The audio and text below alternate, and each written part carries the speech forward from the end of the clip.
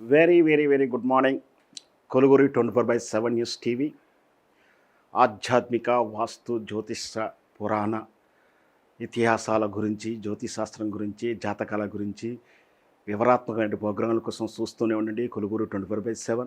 అలాగే ఎప్పటికప్పుడు current affairs న్యూస్ల కోసం, సెలబ్రిటీలు, రాజకీయ నాయకుల మనోగతాల ఇంటర్వ్యూల కోసం చూస్తూనే ఉండండి కొలుగురి 24/7 న్యూస్ టీవీ. గడిచిన 24 గంటల్లో మనం చూసినటువంటి, మనం చదివినటువంటి సోషల్ మీడియాలో వేరే లేని వార్తలు, మెయిన్ స్ట్రీమ్ మీడియా వదిలేసిన వార్తలు, రచ్చబండ దగ్గర జరుగుతున్నటువంటి చర్చల్లోని వార్తలు, వీటిల్లో నిజాలేమిటి, ప్రజల కోణం ఎంతవరకు ఉంది, వాటి వెనక ఉద్దేశాలు ఏమిటి, వీటిని నిగ్గు తెలిచే ప్రోగ్రామే ఈ న్యూస్ అనాలిసిస్ ప్రోగ్రామ్.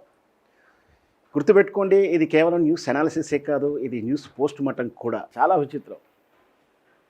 ఏదైనా సమస్య వస్తే మా ముఖ్యమంత్రి గారు, రాష్ట్ర మంత్రి గారు ఎక్కడ ఉన్నారో అని ప్రజలు అడుగుతూ ఉంటారు.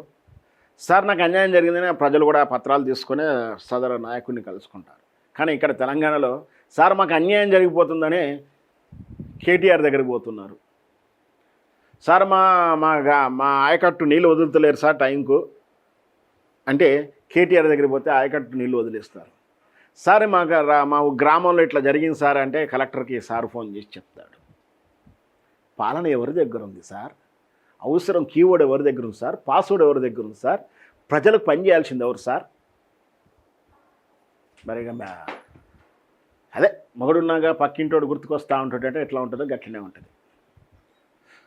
Hyderabad cement corporation of India ICCC కొత్త ప్లాంట్ కోసం 2,000 కోట్ల రూపాయలు పెట్టుబడి పెట్టేందుకు కేంద్ర సానుకూలంగా వ్యక్తం చేసినట్టు బీఆర్ఎస్ వర్కింగ్ ప్రెసిడెంట్ కేటీఆర్ తెలిపారు. కానీ రాష్ట్ర ప్రభుత్వం నుంచి సహకారం అందడం లేదని స్వయంగా కేంద్ర మంత్రి చెప్పినట్టు వివరించారు. ప్లాంట్ విషయంలో బుధవారం ఢిల్లీలో కేంద్ర భారీ పరిశ్రమల శాఖ మంత్రి హెచ్డి కుమారస్వామితో మాట్లాడుతున్న కేటీఆర్ ఈ చిత్రంలో వద్దిరాజు, రావిచంద్ర, జోగు రామన్న కూడా ఉన్నారు. ఏమిటండి తెలంగాణ ప్రాజెక్టులు ప్రభుత్వం తరపున వెళ్ళాలి, పార్టీలో ఉన్న ప్రభుత్వంలో ఉన్న పార్టీ ప్రతినిధులు వెళ్ళాలి. కేటీఆర్ పోయి నెగోషియేట్ చేసే స్థాయికి వచ్చిందంటే ఆలోచించుకోవాలి మనం.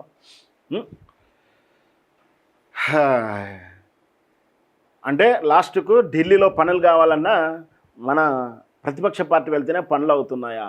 ఇట్లా ఉంటుందా? వెళ్ళాల్సిన అవసరం ఏర్పడుతుందా? వెళ్ళే పరిస్థితులు ఎందుకు వస్తున్నాయి?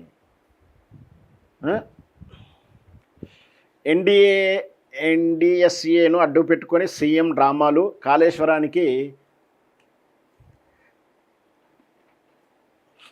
మేడిగడ్డ వద్ద కాపర్ డ్యాము కట్టి నీళ్ళు ఇవ్వాలి. ఇంజనీర్ల రిపోర్ట్లు ఎందుకు దాచారు? నీళ్ళు ఇస్తే కేసీఆర్ పేరు వస్తుందని అసూయ. రైతులు రక్తం ఇస్తున్నా కాంగ్రెస్ పట్టదా? సర్వే ఫలితాలు చూశాకే రేవంత్లో గాబరా. సీఎంతో నా పోరాటం ప్రజల కోసమే. అడ్డగోలు మండలపై రాహుల్ ఏం చేస్తున్నారు? వచ్చే ఏడాది రాష్ట్రంలో పాదయాత్ర చేస్తారు. ఢిల్లీలో చిట్చాట్. పాదయాత్ర అనగానే ఇలా వణుకుతూనే ఉంటారు. ఇక కృష్ణా భీమా సంఘం వెలవెల. ఓవైపు కృష్ణానది జలాన్ని ఎత్తిపోయేందుకు తెలంగాణ నీటి హక్కుల కాలరాస్తూ ఏపీ, కర్ణాటక చకచక పౌరు కలుపుతున్నాయి. మరోవైపు ఇప్పటికే తెలంగాణలో కృష్ణానది ప్రవేశించే ప్రాంతం నారాయణపేట జిల్లా కృష్ణా మండలం తంగిడి వద్ద కృష్ణా భీమా నదుల సంగమ ప్రదేశం నీళ్లు లేక ఇలా వెలవెలబోతుంది. ఇప్పుడే ఇలా ఉంటే రేపు ఏపీ, కర్ణాటక రాష్ట్ర ప్రాజెక్టుల మూలంగా తెలంగాణకు కృష్ణా జలాలు మొత్తానికే దక్కకుండా పోతాయన్న ఆందోళన. నిండా కలకడ రాసిన ప్రాంతం ఇది. ఇట్లా ఉంది. గలగల గోదావరి ఆంధ్రాకు పారే. 14 అంటే ఇలా 16, 15 అంటే మొన్నటి రిపోర్ట్ ఇది.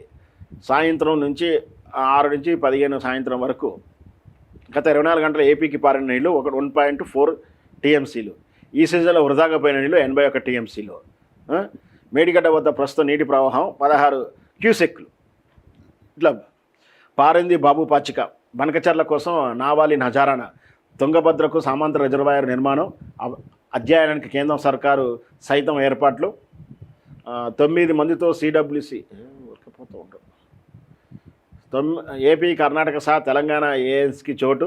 6 నెలలు నివేదిక ఇవ్వాలని కేంద్ర ప్రభుత్వం ఆదేశాలు. ఇప్పటికే 3 రాష్ట్రాలతో కేంద్రం జలశక్తి మంత్రి పెట్టి తెలంగాణ జన హక్కుల పనితీరు అన్యాయం జరిగిపోతుంది. ఆంధ్రప్రదేశ్ ముఖ్యమంత్రి చంద్రబాబు నాయుడు పాచిక పారుతుంది. ఎందుకంటే ఎన్డీఏల కూటమి భాగస్వామ్యం. ఈయన మోడీ గారి 21 సీట్లకు ఈయన ప్రధానమైనటువంటి కీ రోల్ కాబట్టి బాబు గారి చేతిలో మోడీ గారి చిలక ప్రాణం బాబు గారి చేతిలో ఉంది కాబట్టి ఖచ్చితంగా ఆయన ఏం చెప్తే అది పని అవుతుంది. పోలవరం బనకచెర్ల ప్రాజెక్టు అనుమతులకు చకచక అడుగులు వేస్తుంది. కర్ణాటక రాష్ట్ర తుంగభద్రకు బ్యాలెన్సింగ్ రిజర్వాయర్గా నావాలి రిజర్వాయర్ను విస్తరించేందుకు గ్రీన్ సిగ్నల్ ఇచ్చేందుకు కసరత్తు జరుగుతుంది. ఆయా అంశాలపై అధ్యయనం చేసేందుకు ప్రత్యేకంగా హై లెవెల్ కమిటీని ఏర్పాటు చేసింది. 6 నెలల్లో నివేదిక సమర్పించాలని మార్గదర్శకాలు జారీ చేసింది. ఈ ప్రణాళికలో తెలంగాణకు అందులో పాలమూరుకు తీరిన ప్రమాదం పొంచి ఉన్న చంద్రబాబు కోసం ముఖ్యమంత్రి రేవంత్ రెడ్డి హుజూరు కొట్టడమే కాదు రాష్ట్రానికి మొత్తం ప్రయోజనం అంటూ అబద్ధాలు తెరదీశారు. Correct time. ఇప్పుడు ప్రాజెక్టుల నిర్ణయాలు జరిగే టైంలో తెలంగాణ కోసం ప్రాణాలు ఇచ్చేవాళ్ళు, తెలంగాణ ప్రయోజనాల కోసం అంకితభావంతో పని చేసేవాళ్ళు, తెలంగాణ ప్రయోజనం తప్ప ఇంకొకరు పనిచేయని వాళ్ళు ఉంటే ఈ దారుణాలు జరుగుతాయా? ఏకంగా నీటి సలహాదారుడు ఆంధ్రప్రదేశ్ వ్యక్తి, ఆంధ్రప్రదేశ్లో రిటైర్ అయిన వ్యక్తి వచ్చి ఇక్కడ సలహాదారుని పెడితే ఆయన ఎవరి కోసం పనిచేస్తాడు? ఎవరి ప్రయోజనాలు పనిచేస్తారు? ఇది ఎక్కడ లాజిక్? ఈ మధ్యకాలంలో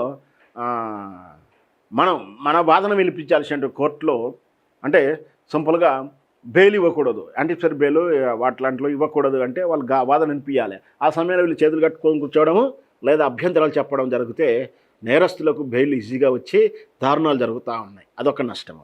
రెండవది ఇక్కడ బనకచెర్ల విషయంలో కూడా లోపభూయిష్టంగా రిపోర్ట్స్ ఇచ్చారంటే ఎంత దుర్మార్గం అంటే వాళ్ళకి తెలివి లేకనా? తెలివి ఉంది. ఏమన్నా అడ్వకేట్లకు తెలివి లేదా? మన రాష్ట్ర స్థాయి నీరుపారుదల శాఖలో వాళ్ళకి తెలివి లేవా? వాళ్ళు ఏమంటారు సలహా మండలి లేవా? ఆయన లోపభూయిష్టంగానే ఇచ్చారు. ఏం పేపర్లు ఇచ్చారు? ఇంత అన్మెచ్యూరిటీ ఫైల్స్ ఎలా ఇస్తారు, అన్ఫిల్స్ ఎలా ఉంటాయి అని చెప్పి సాక్షాత్తు కోర్టు వాళ్ళే చెప్తా ఉన్నారు.